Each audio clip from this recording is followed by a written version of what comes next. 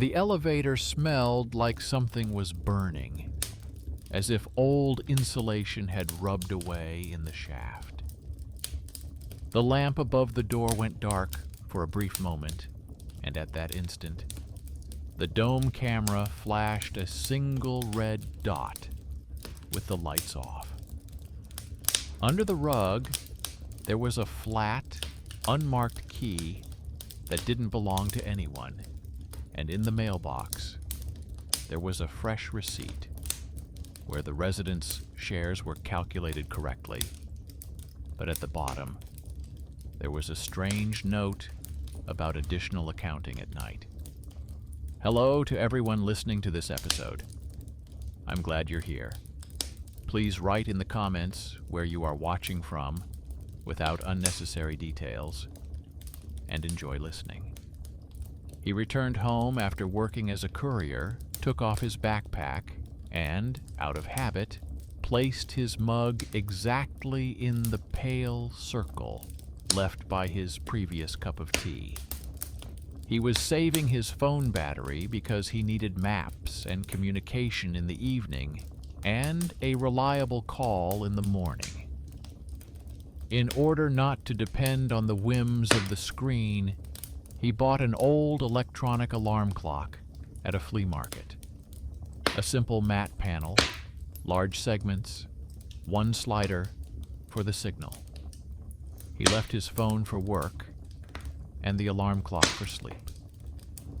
His mother lived on the other side of town, requiring medication and regular transfers, and the rent was kept up with precise payments.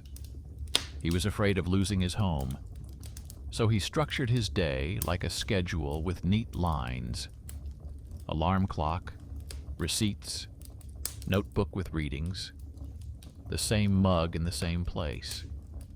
Rituals held the house together, like staples hold a folder. The alarm clock worked faithfully. The time was added evenly. The date was shown as today's. Not a single jump back. But suddenly, everything around him began to live, as if it were a little bit like yesterday. At the store, the cash register printed a receipt with yesterday's date in letters. The concierge's intercom log, printed on a thin ribbon, marked the nighttime interval as empty, and then inserted a stranger's guest between his return and the neighbor's arrival. A strange announcement appeared on the common board without a stamp, with a vague ornament, where a tiny lily was hidden in the corner. One extra plate was regularly found in the sink, as if someone had carefully finished eating and was used to not making noise. A fourth footprint appeared on the doormat.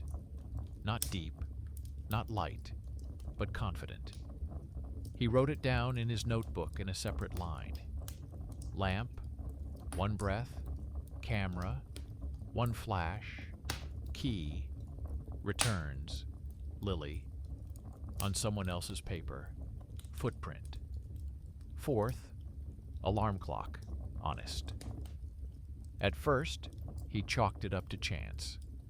Once, the water meter had malfunctioned because of a weak battery. Once, the intercom had frozen after a thunderstorm. Once, people had written all sorts of things on the board. But the repetition became persistent. In the shared photo feed, where pictures of the kitchen and hallway appeared during the day, a blurred figure appeared in 2 frames next to the far closet, like a random passerby who happened to get caught in the shot. In the third, only the shadow of a hood at shoulder level was visible. The camera in the elevator hall still flashed when the lights went out. He didn't bother looking for the voice in the wiring. He put the items on the table: the alarm clock, the check, the printout from the intercom, the photo of the board with the lily, the photo of the footprint by the rug. The alarm clock lay among them as the only device that did not try to turn back time. He liked this honesty of the object. So, it was not ghosts that needed to be counted, but coincidences. The line of observations gathered more details. In the kitchen, where 3 towels hung, there was sometimes a 4th, thin, stiff, as if from a utility set. By the sink in the bathroom, there was a mark on the glass from a brush they didn't have. On the table, the edge of a mug shifted slightly during the night, leaving a blurred mark, as if it had been returned to the wrong place. In the intercom log, the narrow line "guest" reappeared, squeezed between 3 understandable entries, like a knife between slices. On the electricity meter, the load indicator flashed in the same window, coinciding with the breath of the elevator lamp. He transferred everything to a table on a sheet of paper: time, event, object. The result was a quiet map of the night. He chose conscious escalation. He broke the unspoken rule of "don't touch what isn't yours," and took a package from the concierge addressed to their apartment, but with an unfamiliar surname, very similar to his mother's maiden name, only with a different letter. The delivery note simply said, "Deliver before midnight." The faded stamp of the old service company was visible on the gray tape. He opened the box on his desk, turned on a small camera on a tripod, and placed a clean sheet of paper next to it for fingerprints. Inside were 3 dish towels, a set of sponges, simple hooks, and a small plastic brush, exactly like the one by their sink. At the bottom was a thin cardboard box stamped "Inventory." He realized a simple thing. Somewhere nearby, there was someone else's standard set for 1 that they were trying to fit into their set for 3. He returned the box to the concierge and asked him to make an entry in the logbook, writing the time in letters and the surname of the person who accepted it. The concierge loved order and did so without hesitation. The alarm clock did not betray him. It worked as it should, and this set it apart from the rest of the world. When he took out the battery compartment to wipe off the dust, he found an old scrap of paper with neat handwriting under the cover, the same handwriting that had been used to fill out receipts in their family many years ago. The scrap of paper bore his grandmother's maiden name and a date from long ago, written out in words. It was not a mystical sign, but a simple connection. An item from someone else's storage room could turn out to be a family trinket, thrown away, sold, passed through the tables of a flea market. The hidden connection did not seem like a legend, but like everyday life. Paper, a name, a habit. He put the scrap back, like an insert, and noted in his notebook: connection. The surname matches. An unexpected benefactor came from where he was not expected. The flea market seller, a dry old man in corduroy, seeing the photo of the alarm clock on the screen, said that such cheap boards like to catch background pulses from courtyard scoreboards and elevator panels if they are poorly insulated. He advised keeping the device under a metal cap at night, and better yet, away from outlets and windows. He didn't make a big deal out of his advice. He took a large metal bowl from home, covered the alarm clock with it like a cap, placed a clean sheet of paper under it, and left the camera on. That night, the time on the panel moved forward. Nothing went wrong, and the wet circle from the mug remained clear. No one touched it. The intercom log still recorded a guest, so the stranger did not come in through the alarm clock. The stranger came in through the cracks in the house. Hidden talent versus status manifested itself in the most peaceful place. A woman with slender fingers and a patient gaze worked at the watch repair kiosk. She listened without enthusiasm, but thoughtfully. She said that electronic alarm clocks behave like ears. They hear extra noise and repeat it routinely, although they themselves continue to count honestly. She suggested giving them silence at night, metal, a cabinet, the top shelf. She gave him a small tin box and asked him to return it. There was no heroism in her gesture, only craftsmanship. He felt that opposite the grand word's mystical signal stood the modest, put it in the box. An underappreciated hero turned out to be nearby. The neighbor designer, who was often teased for his laziness, turned on some simple software and ran a filter over the blurry frames that increased the contrast around the edges. In one of the pictures, 2 thin white stripes appeared on the fingers in the reflection of the microwave, like from Band-Aids. He said that these were the hands of a person who carries boxes and tears his skin on tape, and suggested that the guest was not a dwelling outside the world, but someone's night route. His calm observation yielded more than loud fantasies. He went to the basement. A faded sign from the old contractor hung on the switchboard, and in the corner, you could make out the same flower from the ornament. The electrician said that there were pilot sensors in the house. The tails and boxes from them remained, and he offered to remove the old ones if instructed to do so.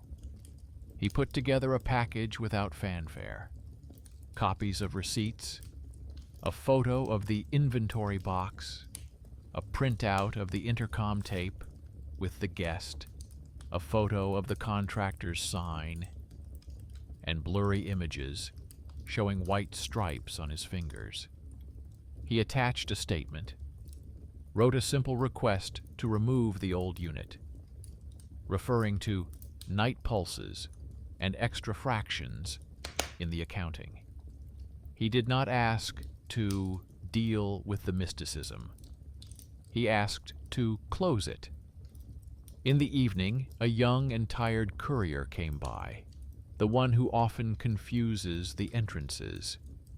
He said that in the application, they sometimes mark in advance additional lift for a guest without a chip, and that they do this through the general account of the service company, left over from previous years.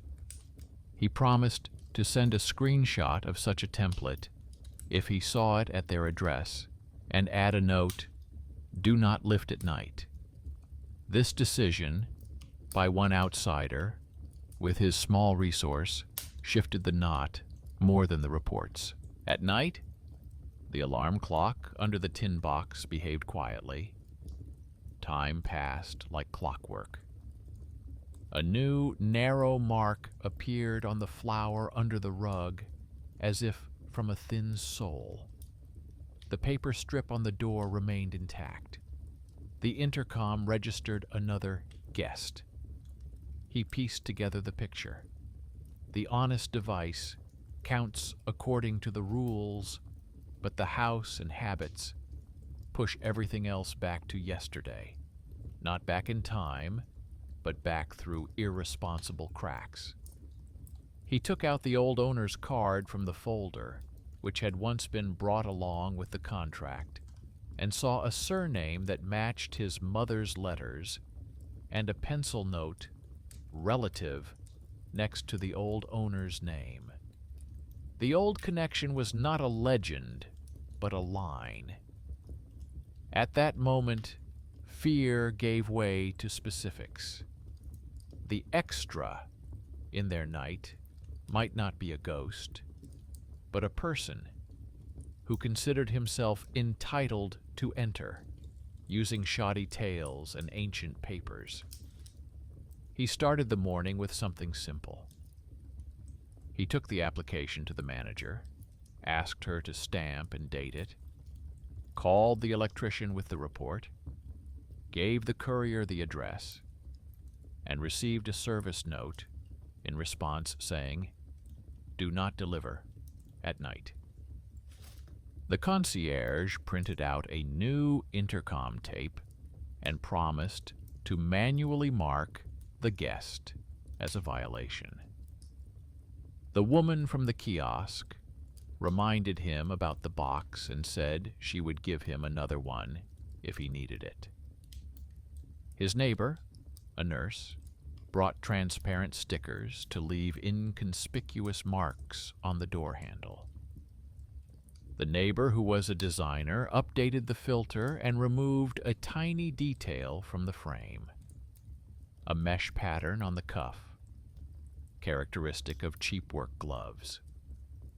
All these small steps came together in a solution better than shouting.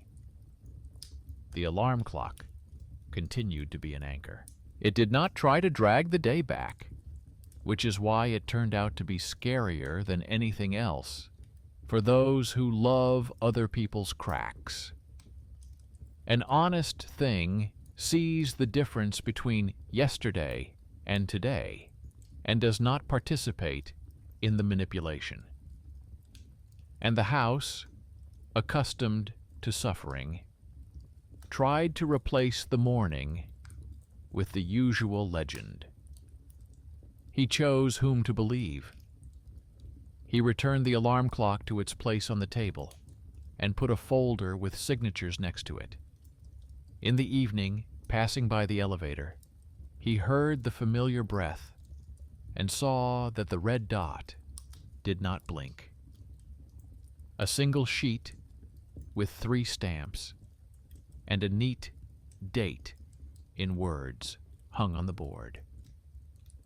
There was no extra plate in the sink. There were 3 clear footprints on the rug. He realized that the terrible thing had not gone away. It had taken shape. An old habit, a thin habit, laziness in signing.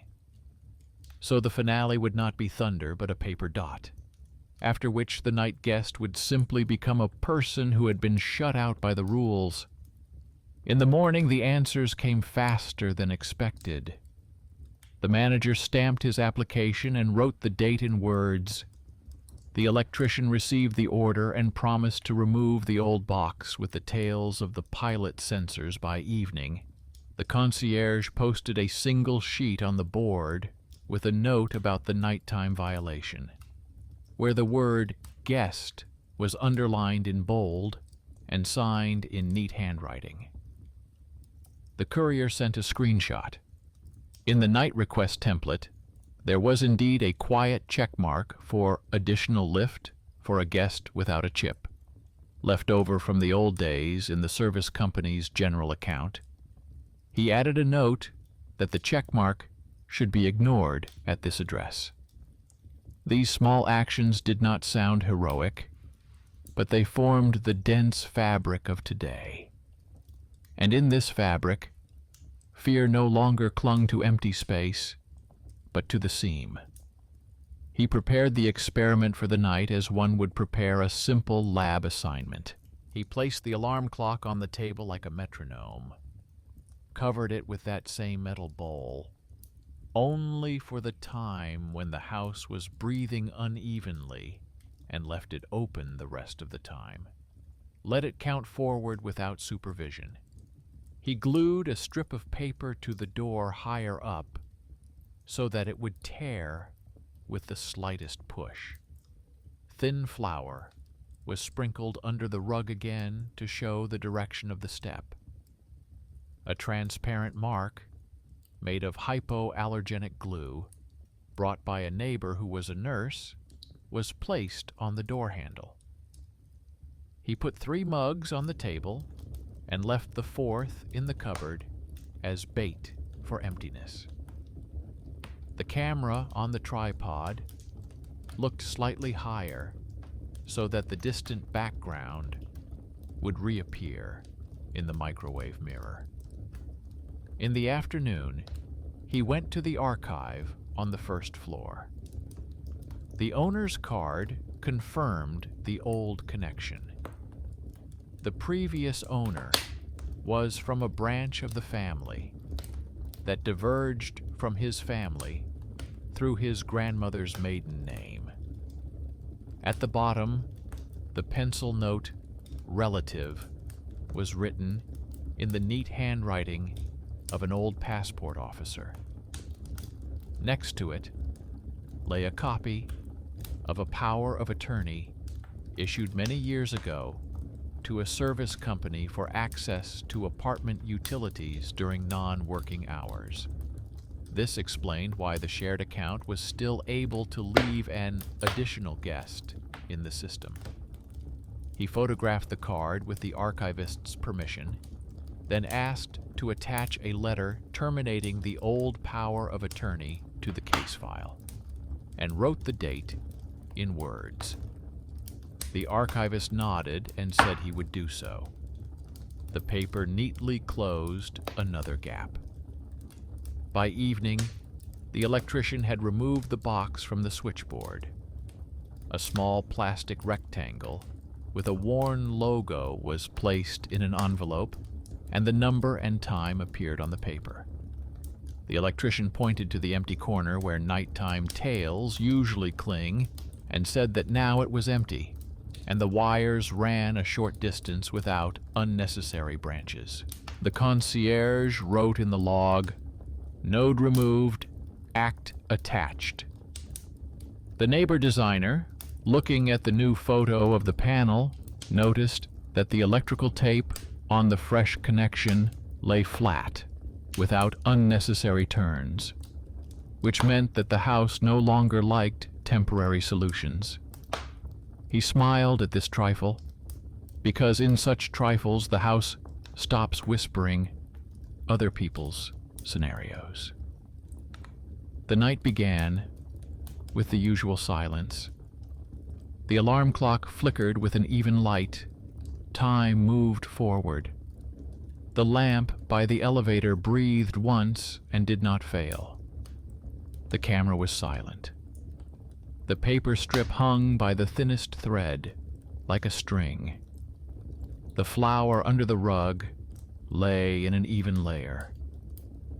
He fell asleep with the confidence that now it would be more difficult for the guest to slip between the lines. And yet, closer to morning, the camera caught a moment, not a silhouette or a step, but the soft sound of a mug placed slightly out of place. On the recording, the clear imprint on the table remained intact, but next to it, a new pale moon appeared from the bottom, like a person who was used to placing things not in the center, but on the edge. In the morning, the intercom tape again showed the line, "Guest," but now with the note, "Violation."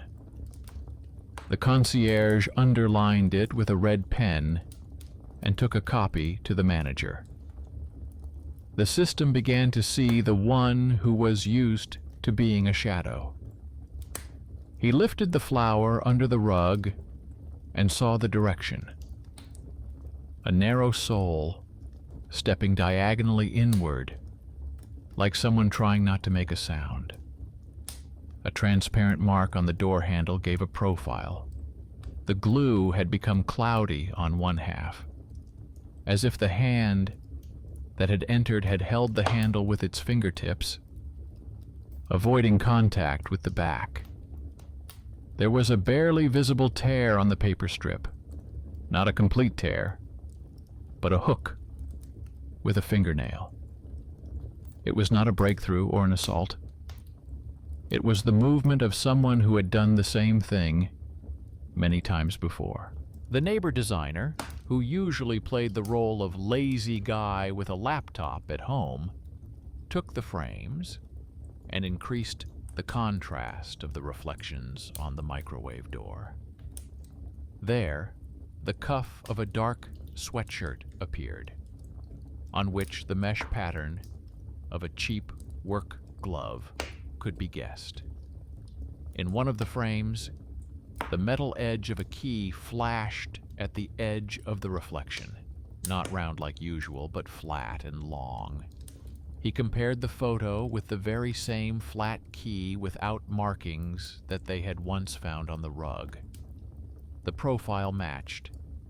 The man had entered not with our chip, but with an old master key left over from the previous power of attorney.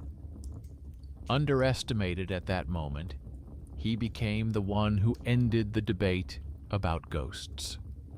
He simply showed the piece of metal in the mirror. Everything else happened without a fuss.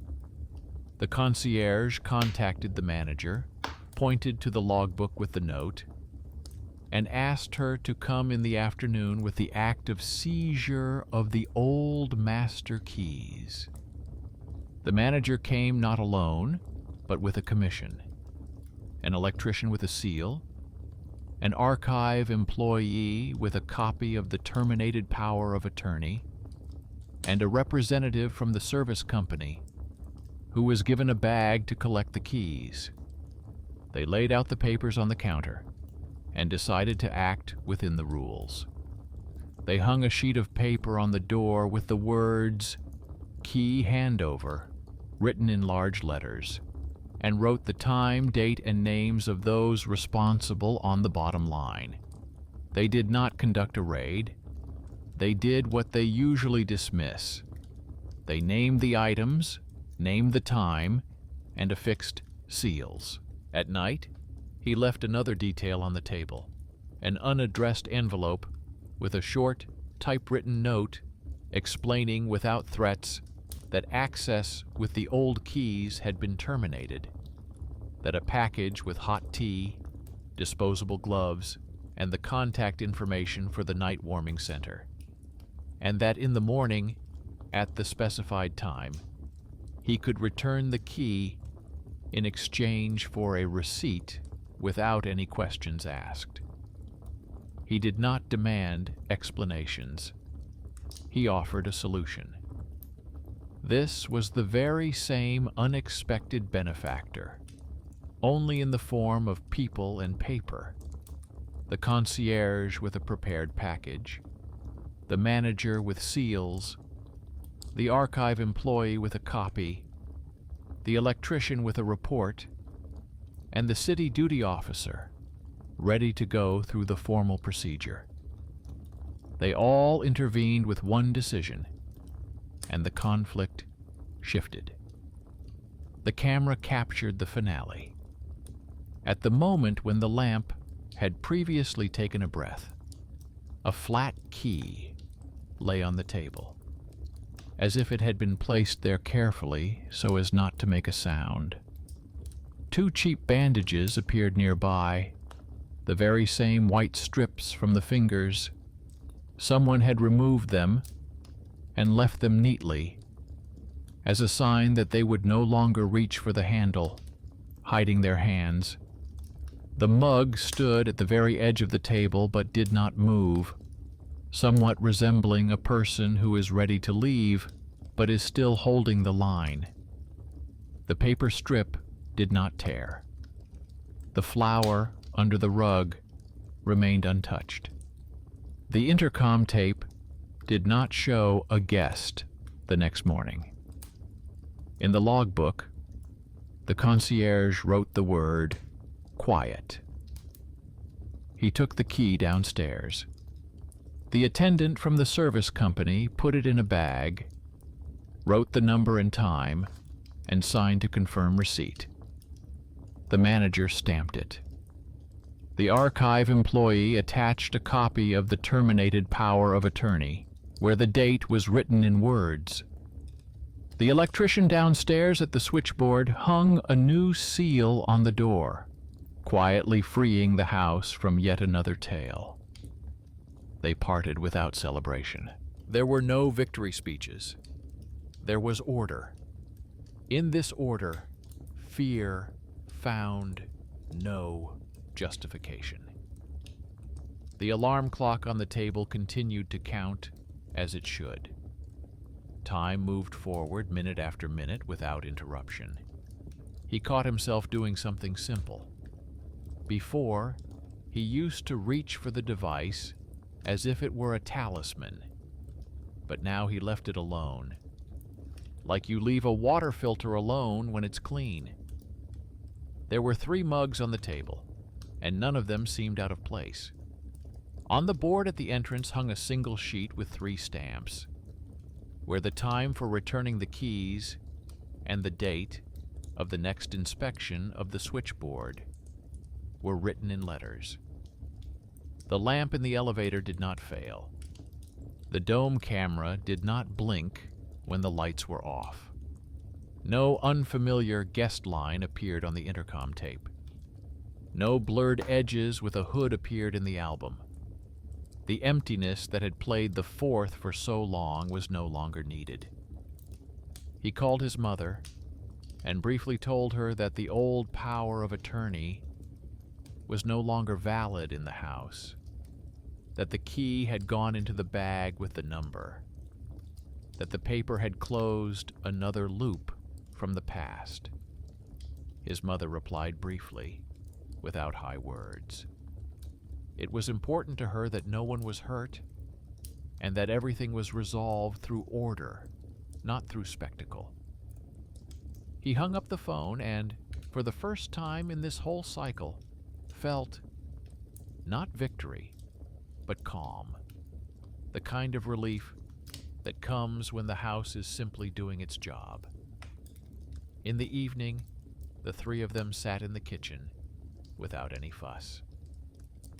The nurse stirred the tea quietly, as people who have worked long shifts know how to do. The designer looked at his laptop and drew 3 icons, a mug, a key, a seal, as a reminder to himself that horror often consists of things, and other things save him from it. A bowl, a magazine, a document, a seal. He thought about the same thing and wrote down a simple formula in his notebook, like a person who loves order. Thing, signature, silence. The alarm clock flickered in the corner like a small rectangle that didn't want to be a hero, but wanted to be time. At night, out of habit, he opened the camera and scrolled through the old photos. In one of them, where a blurred figure had previously stood at the edge of the reflection, there was now nothing, and a small envelope made of thick paper lay on the table. He printed the frame and saw that inside the envelope, at the very bottom, under the thin cardboard bottom, there was a scrap of paper with a familiar surname and an old date written in words. This discovery explained why the alarm clock was on his table from the branch where they had once parted ways. Someone was protecting their rights with their name and considered themselves entitled to go where they had once been helped. He was not offended by his relatives, whom he had hardly heard of. He understood that this knot could only be untied by doing what they had been doing all these days, paying attention to objects, and respecting simple procedures. A week later, the library asked for a copy of the key transfer document to be sent to the stand so that another document could be placed next to the alarm clock in the transparent box, a document about how to close the gaps. He brought a copy, and the lab assistant placed it under the glass next to the lily and the old box from the switchboard. The concierge came to the opening of the stand without a tie, in his knitted sweater, and froze at the sign that said in letters that the terrible loves places without signatures and loves those nights when no one in the house records the time. The janitor did not come, but left a short note on the board downstairs. Quiet. The electrician stopped by for a minute, nodded to the alarm clock, and left because he had another job to do. The courier rushed by, raising his hand as a polite gesture while running. He returned home in the evening, and the house was living its usual life. The lamp in the elevator hadn't fallen out. The dome light didn't blink when the lights were off. There was one sheet with neat stamps hanging on the board. There were 3 mugs on the table, and there were no extra plates in the sink. The alarm clock on the nightstand counted down the minutes, and that quiet forward suddenly became the most important word in this story. Not because it defeated the past, but because it reminded him that fear loves quiet cracks. But any cracks can be closed by people who know how to put an end to things. He went to bed and for the first time ever did not listen to the silence. The silence was busy with itself. The house was held together by tiny seals, impartial magazines, and dinner for 3. And the little rectangle on the nightstand glowed evenly, as good times should glow, not backward or sideways, but toward where the date was already written in words. The morning was smooth. The alarm clock on the nightstand ticked forward without fuss. The intercom tape remained empty, where the thin line "guest" had previously been squeezed in. On the board at the entrance hung a single sheet with 3 seals and the date written in words. The concierge noted briefly and clearly in the log that the night had passed without any unauthorized entries. He drank tea from his mug and did not look for a 4th. For the first time in a long time, the kitchen looked like a picture-perfect scene. 3 plates, 3 spoons, 3 towels. In the evening, he went to see his mother. He wanted to close the case once and for all, not with guesswork, but with facts.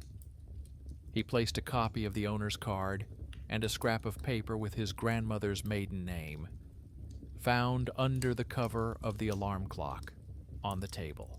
He told her how the old power of attorney had hung in the house for a long time, and how a stranger's master key had been used at night as if out of habit.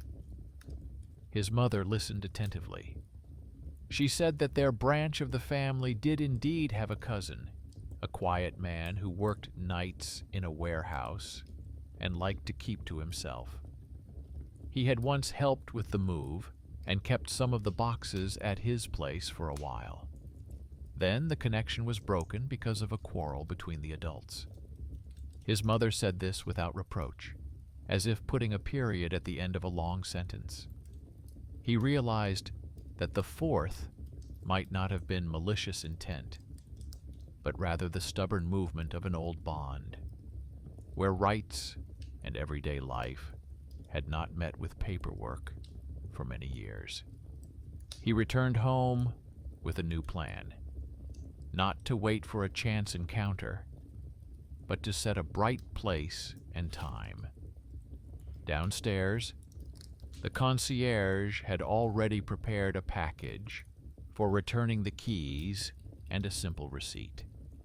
He wrote clearly, and in large letters on the sheet, that on the specified day and time, one could return the flat key without further ado, receive tea, disposable gloves, the contact details of the warming center, and a receipt for acceptance.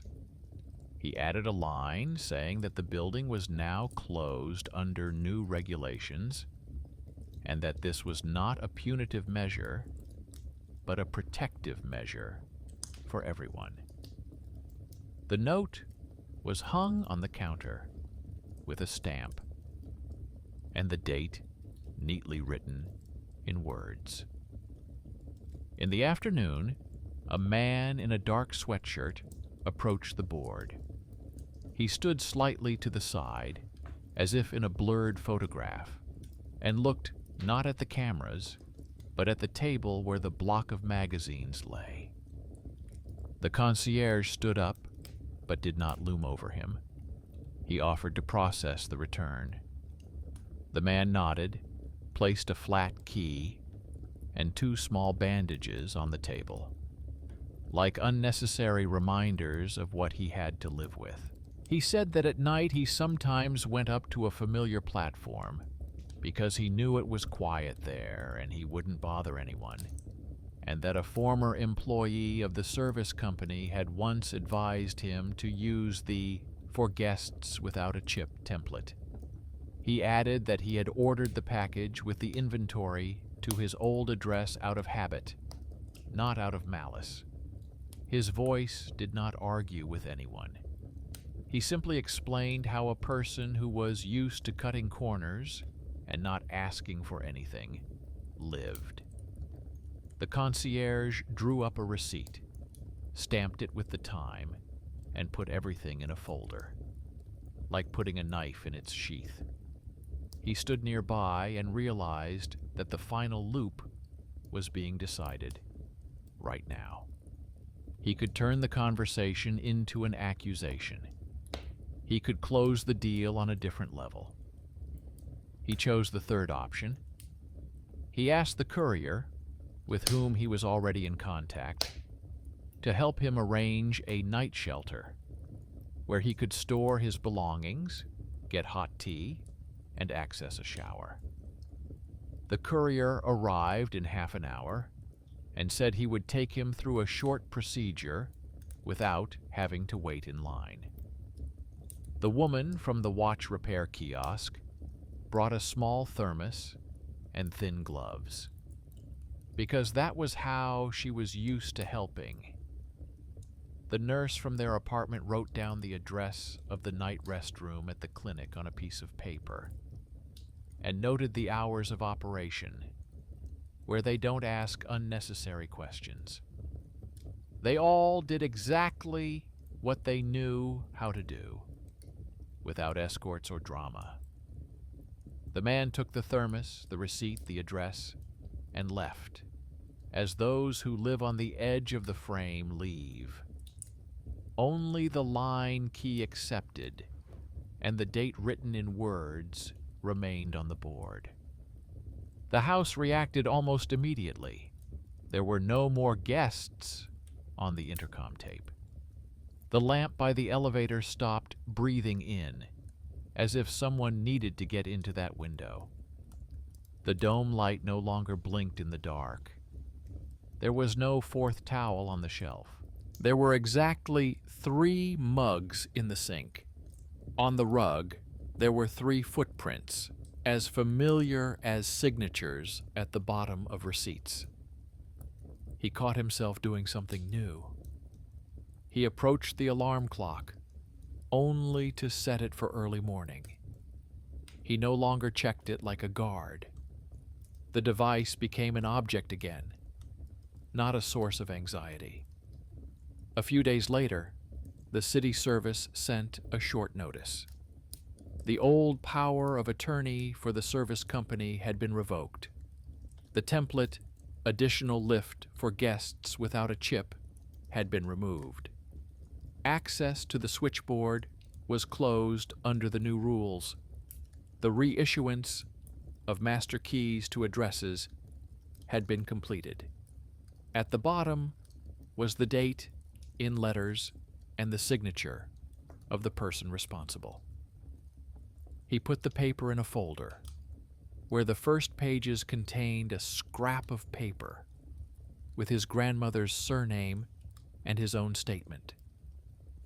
The folder resembled a book without unnecessary plots, where each line leads to a simple denouement. The door closes for those who are used to entering without asking, and opens where there is a legal entrance. He thought about those who had quietly pulled this story out of the sticky shadows, about the courier who turned a small checkmark into a decisive action, and thus became a benefactor without a big scene. About the woman from the kiosk, whose tin cap gave the night silence when it seemed that everything was talking. About the neighbor nurse, whose stickers left a profile on the handle better than any legend. About the designer who was teased for laziness, but whose observation pulled the cuff and the metal edge of the key out of the reflection. About the concierge who immediately turned rumors into magazine lines. About the electrician whose seal closed the tales of the pilots. About the mother who straightened out the memory and said where the real bundle lay. They all turned out to be the little ones, without high-profile positions, but with precise hands and a simple desire for order. They were the ones who made the denouement. The alarm clock flickered quietly and warmly. It was no longer a symbol, no longer an enemy, no longer a savior. It just moved forward. In this forward movement lay the release, not in exposure, not in retribution, but in the fact that the house was once again living in the present. He turned off the camera that had previously watched the table at night and put the tripod away in the closet. He removed the strip of paper from the door and threw it away. He swept the flour from under the rug and wiped it with a damp cloth. These steps seemed small, but that was what restoring normal life was all about. Putting away the crutches and returning to an even gait. Late in the evening, he walked across the landing once more. The light bulb was burning steadily. The neighbor from the top floor had habitually placed a basket of bread on the railing to carry it to the mailboxes. The janitor rolled up a bucket and glanced at the board, as if checking the balance of the posts. The concierge leafed through a magazine and rejoiced at the empty lines. He went up to his floor and paused at the door, as one pauses when one wants to make sure that the house is breathing on its own. The house was breathing. The next morning, he took the alarm clock and moved it from the nightstand to the kitchen. He turned the screen toward the window.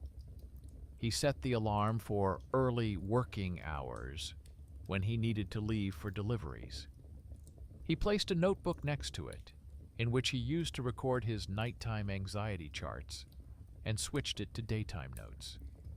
His mother's medications, counters by date and words, a call schedule, evening cooking, and filling in for his neighbor's shift, if asked.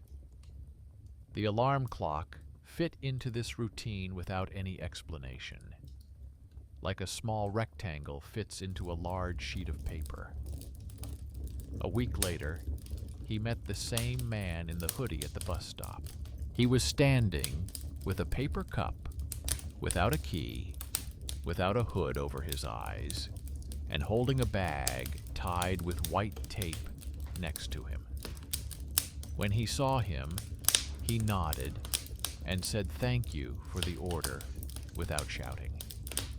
He added that he now spends the night at the clinic and is waiting to be assigned to a warehouse where they need extra hands. He asked to tell the concierge that he would no longer be checking his quiet spot. There was no resentment or excessive gratitude in his voice. It was a calm acknowledgement of boundaries. He nodded too and went on his way. This meeting was the last little knot that fell into place. In the evenings, the three of them would gather in the kitchen again. The nurse counted teaspoons, the designer sketched icons of habits for himself, and he checked the receipt files and noted the signatures. Sometimes a woman from the kiosk would come in, leave a couple of tin lids just in case, and take back the empty boxes. The courier would knock on the door and deliver the order without looking up at the dome of the camera. The electrician would bring the report and take away the old light bulb if it started to flicker.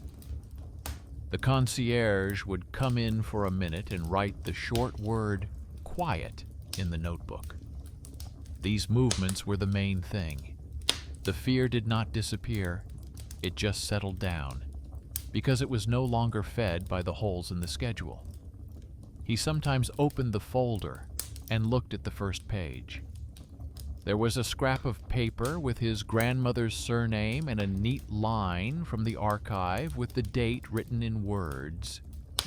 Next to it was his own statement, a stamp, a document confirming the removal of the box, a receipt for the key, and a screen with a deleted checkmark. The paper was cramped in the cheap file, but it held the shape of the story better than any narrative. He put a blank sheet in the folder and wrote in large letters at the top, "Today." He underlined it once. That was enough.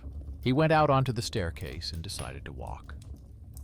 On each flight, the lamp lit up without delay. Somewhere behind the wall, the janitor was vacuuming.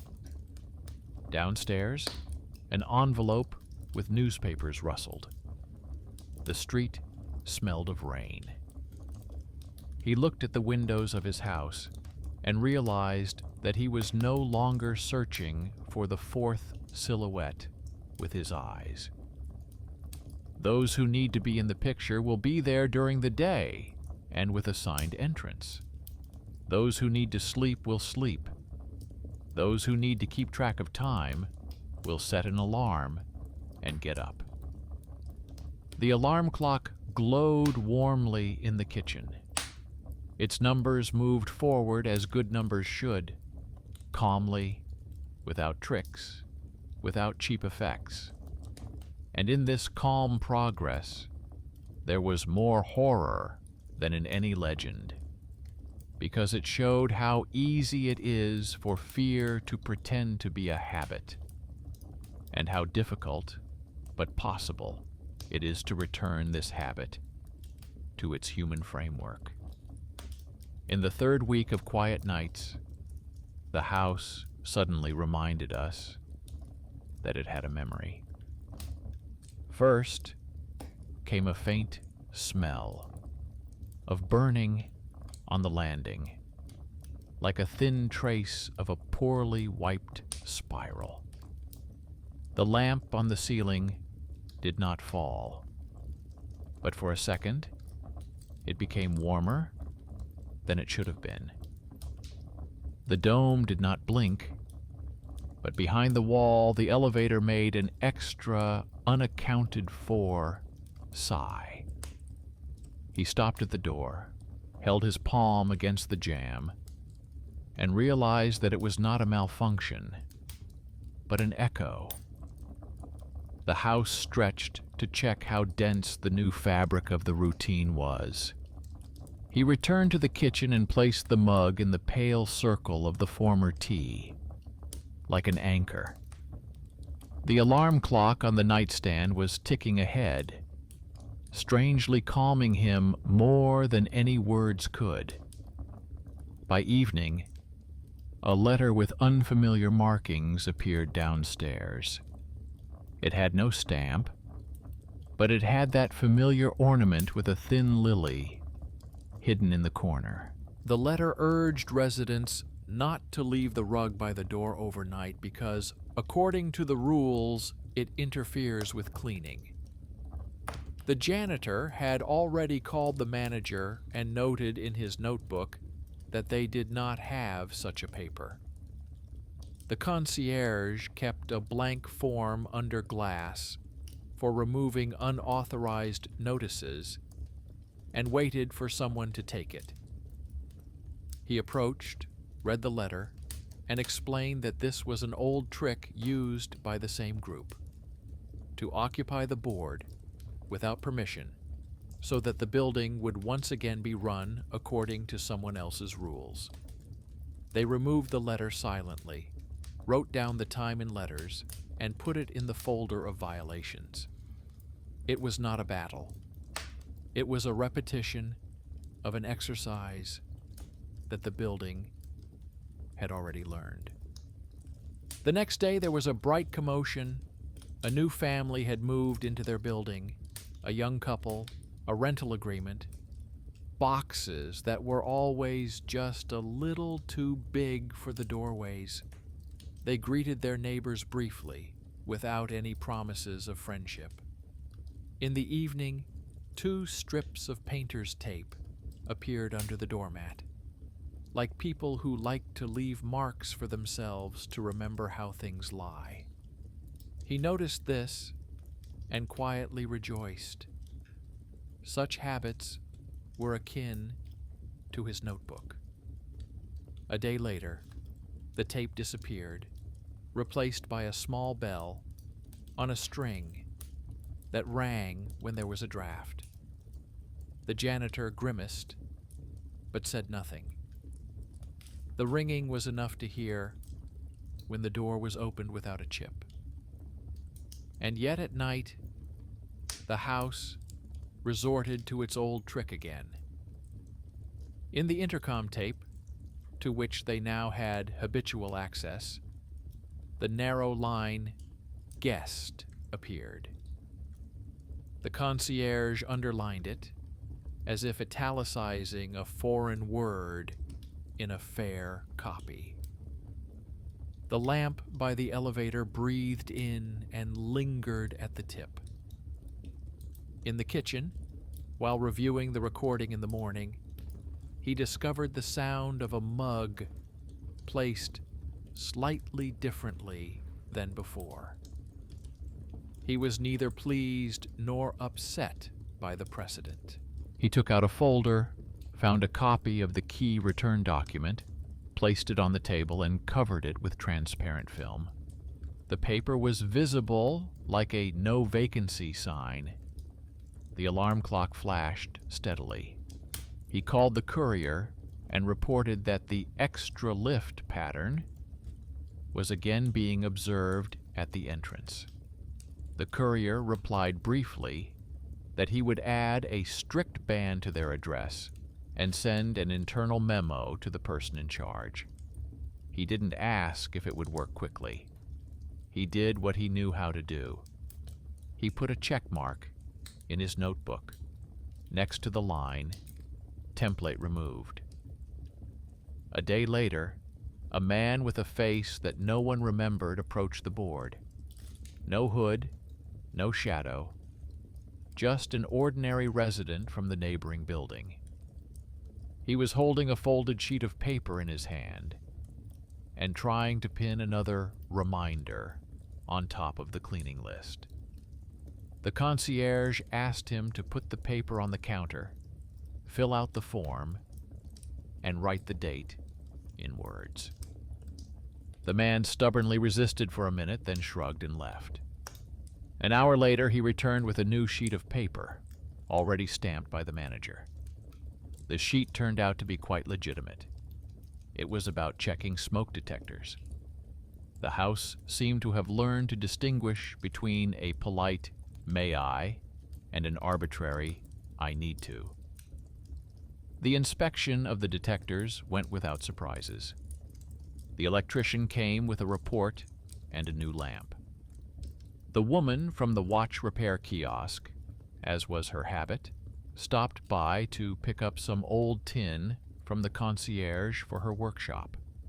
The designer neighbor caught the smiling silhouette of the new neighbor in the reflection of the microwave and did not blur it. The image was vivid and clear, without the fourth on the edge. A nurse brought a set of new transparent stickers from the clinic and left them in the communal box for those who keep an eye on the door. These small gestures did not seem like the heroes of the day, but they gave the impression that the house had become more solid. He noticed more and more often that the alarm clock was no longer the center of attention. In the morning, the device simply woke him up. Then life began. Deliveries to 2 addresses, a call to his mother, buying medicine, checking bills, writing down dates.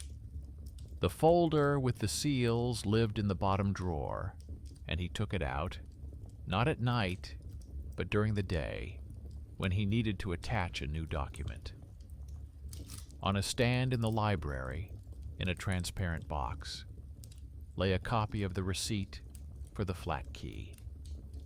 Next to it was a sign with calm lettering that said that the terrible loves the tunnel between the thing and the signature, and that this tunnel can always be filled in with your hands. Sometimes he brought new residents there, and the lab assistant, smiling slightly, showed them the lily on the ribbon and the tin cap. People nodded and left as if after a vaccination, slightly pensive, but already protected from a simple mistake. One night, however, something more serious than usual happened.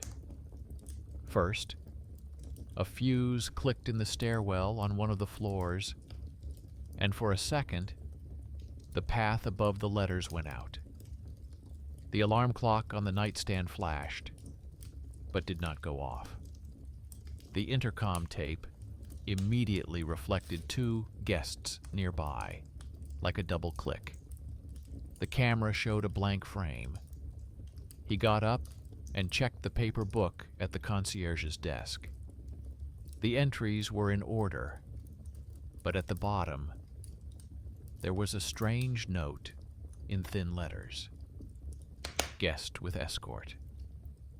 The concierge was already leafing through the night cleaning schedule and frowning. No team was listed. The electrician was at home at that hour, but he picked up the phone and said he would be there in half an hour.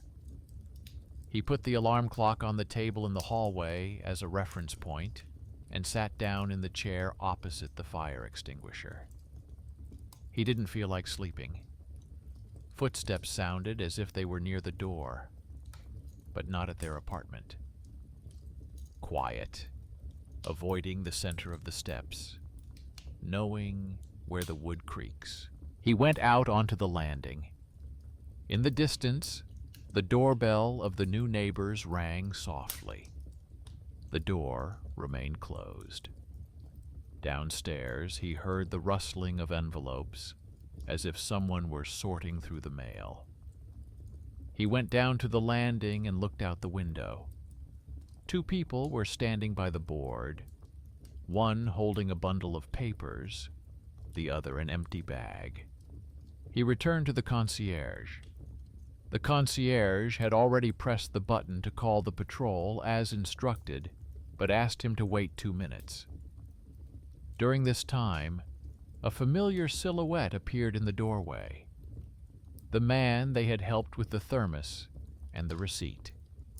He was holding a new sheet of paper with the word "thank you" written in large letters, and handed it to the concierge with a request to hang it on the board. The concierge did not hang it up immediately.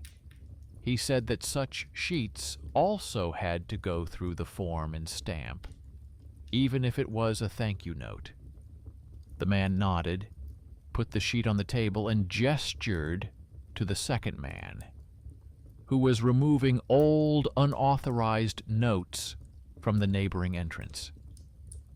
The janitor knew from the look in his eyes that this was a new cleaning crew from the service department. The patrol arrived, listened, and left. Only the note about checking the sensors and an empty space for the real letter remained on the board. The building sighed and calmed down. That evening, he realized that the final discharge does not sound once and for all. It lives in routine, like music that must be played every day, and that there is nothing more frightening than losing contact with simple objects: a mug, a key, a lamp, a document, an alarm clock. He approached the device and set the alarm half an hour earlier than usual. He decided to get up while the city was still asleep, to bring his mother her pills before the queue, and pop into the library before the first visitors arrived. There was less drama in this decision than in any night shift, and more control over his own day. Over time, the list of assistants grew. The archivist taught him to read the marginalia on old cards, to see where 20-year-old powers of attorney were at risk.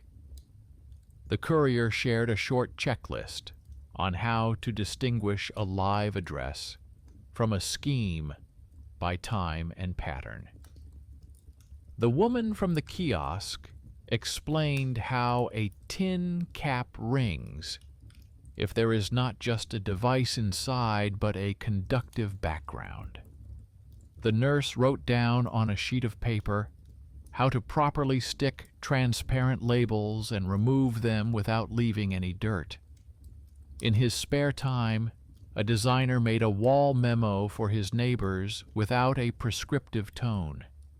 Check marks next to the items: stamp, date in words, act at the shield, journal at the stand, do not accept unauthorized sheets. The memo was not advertised. People just read it sometimes and put it back. Once, a message came to their chat at home with a brief story from the neighboring courtyard. Someone had again seen blurred images in the album. He did not write about spirits. He sent a link to the library stand and suggested 3 steps: collect the items, silence the devices, and tidy up the paper. A week later, that yard sent a photo with 3 seals and the word "quiet" at the bottom. It looked modest and was better than any effects. By winter, he began to notice that his own life had settled into a more even rhythm. The notebook with anxious notes from the nights was replaced by a notebook of plans: a visit to his mother on such and such a day, paying the utility bills in letters, buying a lamp for the hallway, substituting for his neighbor's shift if it fell on the night. The alarm clock continued to count down. On the kitchen table, the mug left a circle where it should. The house stopped breathing through other people's windows. And yet, on rare nights, he woke up and listened to the silence, not like a hunter, but like a man who once met his fear at the edge of the frame and learned to talk to it in the language of invoices and deeds. On one such morning, he found a small bundle on the windowsill. No threats, no pretended mystery. Inside was a copper screw, exactly like the one the woman from the kiosk had once given him.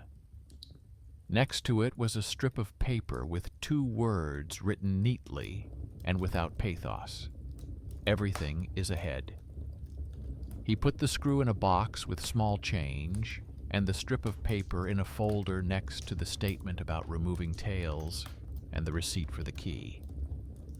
It was better than any praise, because it meant one simple thing. Someone else understood that time must move forward, and that fear cannot live in a house where even a screw has found its place. He went to the window, took a breath of cold air, and heard the janitor scraping thin ice off the curb in the courtyard. The elevator behind the wall moved and started up without a sigh. A single sheet with 3 stamps hung on the board. The alarm clock on the kitchen shelf clicked softly and moved forward a minute. He smiled like a man who, instead of a loud victory, chose a working day. Then he took his jacket, checked his notebook, and went out, not to listen to whispers, but to do his job. The house remained in place, like a dot, placed correctly. And at this point there was no room for anyone else inside. Only 3 mugs, 3 towels, 3 pairs of keys, 1 folder with seals, and the flat rectangle of the alarm clock, which moved forward, because that was how everything was supposed to be in this house now.